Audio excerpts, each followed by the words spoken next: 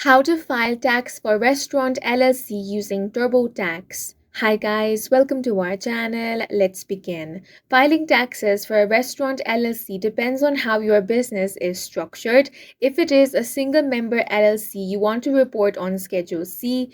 For multi-member LLC, then you want to file Form 1065. For LLC taxed as an S Corp or C Corp, file Form 1120S. For example, if you are a single member LLC, use TurboTax Self-Employed. Now gather your financial documents, then open TurboTax and select Self-Employed. Go to Income and Expenses. Now you will have to enter restaurant revenue, then deduct business expenses such as food and beverage cost, rent and utilities, employee wages and benefits.